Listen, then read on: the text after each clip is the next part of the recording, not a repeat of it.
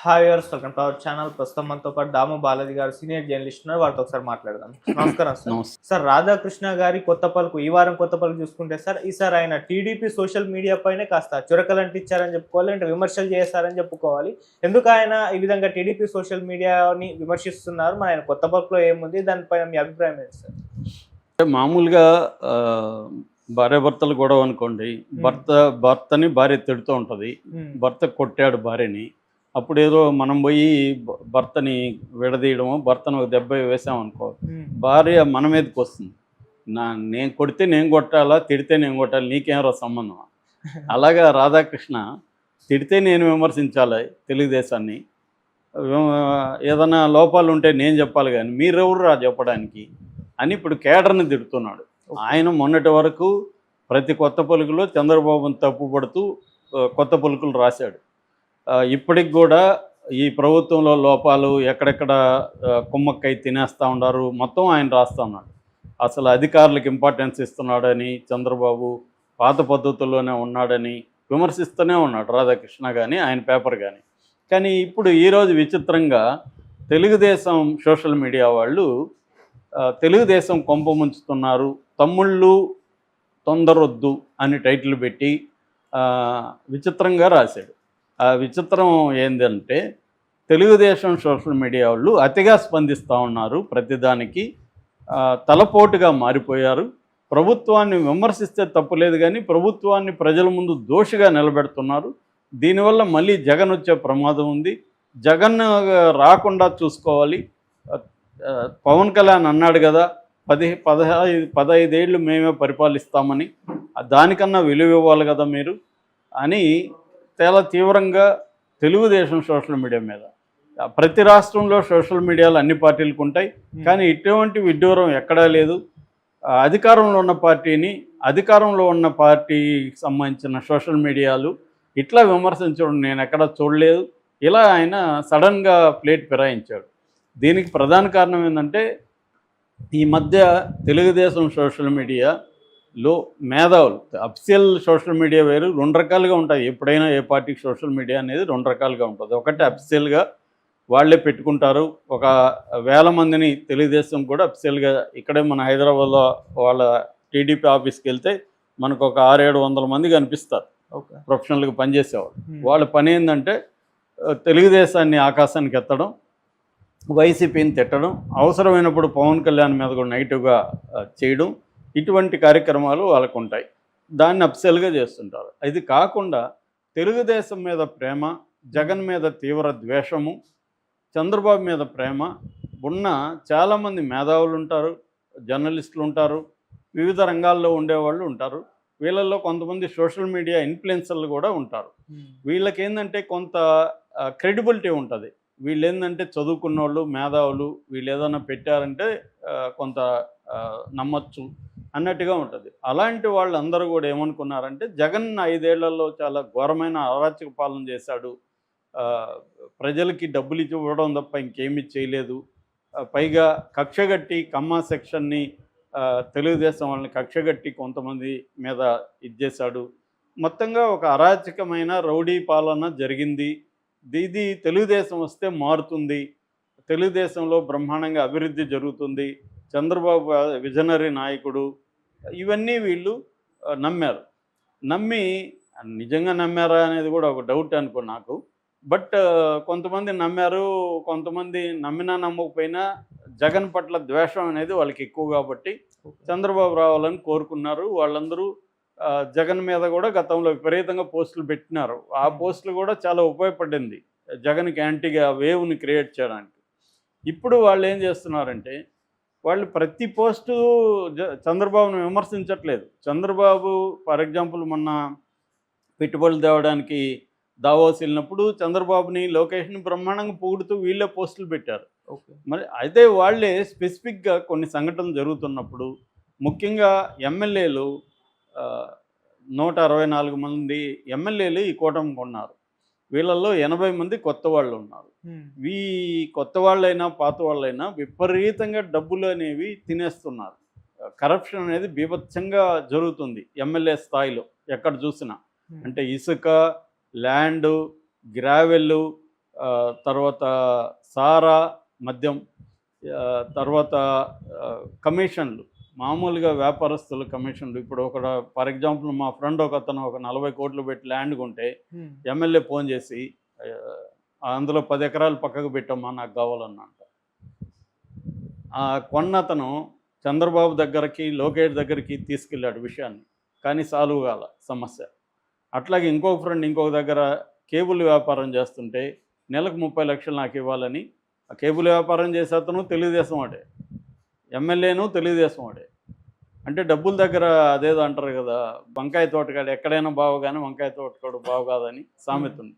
అలాగా పేకాటే ఇదే అన్నట్టుగా అతన్ని అడిగారు. అతను చివరికి అతను కూడా సీఎం దాకా వెళ్ళాడు, లోకేష్ దాకా వెళ్ళాడు, పని కాల. ఫైనల్గా ఏమైంది, ఇక్కడ హరీష్ రావు ద్వారా ఆ ఎమ్మెల్యేని బెదిరించగలిగాడు. ఎందుకంటే ఆ ఎమ్మెల్యేకి ఆస్తులు ఇక్కడ ఉన్నాయి. అప్పుడు వాడు తగ్గాడు. అంటే ఈ స్థాయిలో అతను చెప్తున్నది ఏమంటే, మా ఎమ్మెల్యే ఎలాగ ఉన్నాడంటే సార్, మటన్ కొట్టోడు దగ్గర కూడా మంత్లీ వచ్చేయాలి, మటన్ కొట్టు నుంచి కూడా మంత్లీ కమిషన్ వచ్చేస్తుంది, అట్లా ఉన్నాడు సార్ అని చెప్తున్నాడు. సో ఇది పరిస్థితి. ఆ ఎమ్మెల్యేని అడిగామనుకో, ఎందుకే నువ్వు ఇలా చేస్తున్నావు అంటే, సార్ నేను ఒక 10 ఏళ్ళుగా రాజకీయాల్లో ఉన్నాను, 10 ఏళ్ళుగా నేను డబ్బులు ఖర్చు పెడతాను ఉన్నాను, మొన్న కూడా లోకేష్కి 30 కోట్లు పంపించాను, ఇంకొక 100 కోట్లు నేను ఇక్కడ ఖర్చు పెట్టుకున్నాను. సో నాకు ఈ 10 ఏళ్లలో 300-400 కోట్లు నాకు బ్యాండ్ పడింది. నాకు మళ్ళీ ఎమ్మెల్యే పదవి ఉంటుందో తెలీదు, ఎన్నికలు ముందు వస్తాయి అంటున్నారు, నేను ఉన్న రోజుల లోపల 300-400 కోట్లు సంపాదించుకోవాలి కదా సార్ అని అతను అంటున్నాడు. దీంట్లో ఇప్పుడు మనం ఏం చేయాలి? నువ్వు సంపాదించొద్దు, నువ్వు ఖర్చు పెడితే పెట్టావు, నిన్నోడు రాజకీయాల్లోకి రమ్మన్నాడు అని అడుగుతాం అనుకో, నిన్నోడు రమ్మన్నాడు, నిన్నోడు ఖర్చు పెట్టమన్నా అంటే అదే పరిస్థితి, రాజకీయాల మోడల్ అది.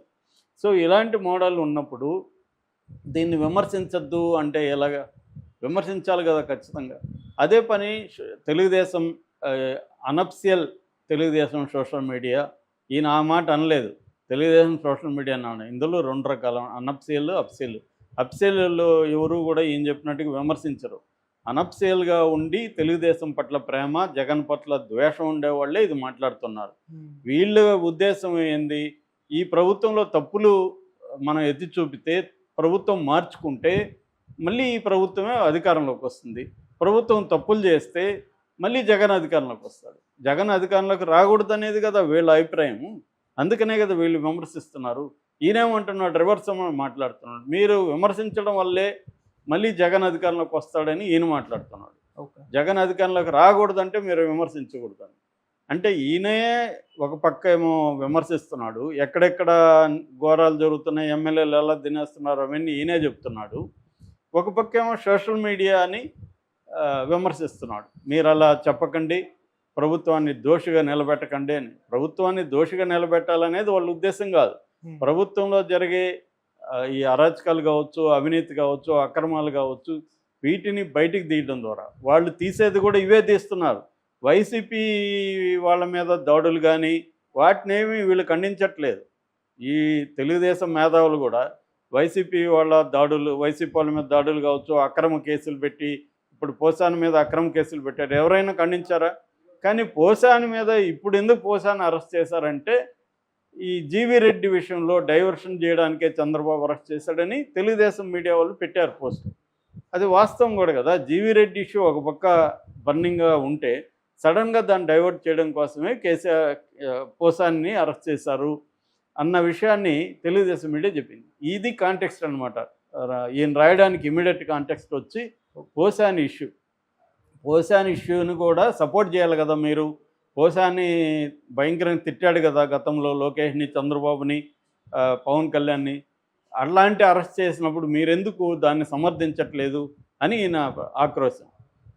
ఓకే, కరెక్టే, సమర్థించాలి. కానీ టైమింగ్ ఎందుకు ఇప్పుడు అరెస్ట్ చేశారంటే, తెలుగుదేశానికి సంబంధించిన మేధావులు కానీ జర్నలిస్టులు కానీ ఎక్కడ మనకు కలిసినా వాళ్ళే చెప్తున్నారు, సార్ పోసాన్ని అరెస్ట్ చేయడం వెనక ఈ ప్లాన్ ఉంది సార్, జీవీ రెడ్డి ఇష్యూను డైవర్ట్ చేయడానికే చంద్రబాబు పోసాన్ని అరెస్ట్ చేయించాడు అనేది వాళ్ళే చెప్తున్నారు. ఇది ఇది అంటే రాధాకృష్ణ చాలాసార్లు ఎలా రాస్తుంటాడంటే, చదివే వాళ్ళందరూ ఇంతంత పూలు పెట్టుకొని ఉంటారు, మనం ఏం చెప్పినా ఈ పూలు పెట్టుకునే వాళ్ళు నమ్మేస్తారు అని ఆయన పూలు పెట్టుకొని రాస్తాడు అనమాట. ఓకే. ఎవడు నమ్మడు ఇవాళ. అందరికీ మీడియా ఫాలో అయ్యేవాళ్ళు, న్యూస్లు ఫాలో అయ్యేవాళ్ళు. సో ఒక్క పేపర్లో వచ్చింది ఎవడో నమ్మట్లేదు. ముఖ్యంగా జ్యోతిలో వస్తే ఇది తెలుగుదేశందని అందరికీ తెలుసు, సాక్షిలో వస్తే ఇది వైసీపీ అందరికీ తెలుసు. ఇవాళ దేంట్లో వచ్చిందని అడుగుతారు. ఏదైనా ఒక న్యూస్ చెప్తే దేంట్లో వచ్చిందని అడుగుతారు ఎవరైనా. సాక్షిలో వచ్చిందంటే అది వేస్ట్ లేని సార్ అంటారు, జ్యోతిలో వచ్చిందంటే అది వేస్ట్ లేని సార్ అంటారు. అంతగా ఇవన్నీ బయటకు వచ్చేసాయి. కాబట్టి రాధాకృష్ణ లాంటి వాళ్ళు చెప్పడం వల్ల ఏమీ జనం మారరు. వాళ్ళు కూడా మేధావులు, ఈ పోస్టులు పెట్టేవాళ్ళందరూ వాళ్ళు చాలామంది నాలెడ్జ్ ఉండేవాళ్ళు. వాళ్ళకి తెలుసు వాళ్ళ పర్పస్ ఏంటో కూడా తెలుసు. వాళ్ళ పర్పస్ కూడా జగన్ రాకూడదనే వాళ్ళ పర్పస్. జగన్ మళ్ళీ రాకుండా ఉండాలంటే ఏంటి? జగన్ కంటే బెటర్ పరిపాలన ఇవ్వాలి, జగన్ కంటే అరాచకాలు తక్కువ ఉండాలి, జగన్ ప్రభుత్వం కంటే ఉన్న దాంట్లో అవినీతి తక్కువ ఉండాలి, జగన్ కంటే ప్రజల్లో బెటర్ అయిన ఇది రావాలి, అభివృద్ధిలో రావాలి, సంపద సృష్టిలో పెరగాలి. ఇవి కదా జగన్ని మళ్ళీ రాకూడదంటే చేయాల్సింది. అది వదిలేసి మేము అరాచకాలు చేస్తాం, అక్రమాలు చేస్తాం, మాకు తెలుగుదేశం వాడైనా పర్వాలేదు, వాళ్ళ దగ్గర డబ్బులు లాగుతాం అన్న పద్ధతిలో ఎమ్మెల్యేలు వీళ్ళంతా వ్యవహరిస్తూ ఉంటే దీన్ని చూసి చూడనట్టు చంద్రబాబు, లోకేష్లు వెళ్తూ, పవన్ కళ్యాణ్ ఏమో ఆ బట్టలు వేసుకొని కాషాయమో అది కాకుండా ఒక విచిత్రమైన బట్టలు వేసుకొని ఆయన సనాతన ధర్మ జపిస్తూ ఉంటే ఈ మళ్ళీ ఎట్లా వస్తుంది ఈ ప్రభుత్వం? ఈయన పైగా ప్రజాబాహుల్యంలోకి తీసుకెళ్లాలా, జగన్ రాకూడదని అంటున్నాడు. ప్రజాబాహుల్యం అంటే ఏంటి? వీళ్ళకి వేసింది 60% మూడు పార్టీలకి, 40% వాళ్ళు ప్రజాబాహుల్యం కాదా? 40% ఆల్రెడీ జగన్కి వేశారు. సో ఈ 60%లో కూడా జగన్ కంటే బెటర్గా ఇస్తారేమో, ఈ పథకాలు ఇస్తారేమో నమ్మిన వాళ్ళు కనీసం 10% ఉంటారు.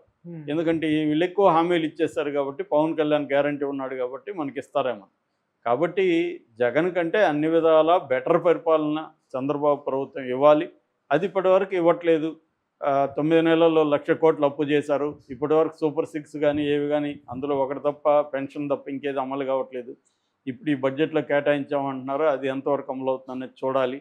సో 9 నెలలుగా 1,00,000 కోట్లు అప్పులు చేసి పథకాలు ఏమి అమలు చేయకుండా, ఎటువంటి అభివృద్ధి లేకుండా, ఒక అమరావతి తప్ప ఉత్తరాంధ్ర కానీ రాయలసీమ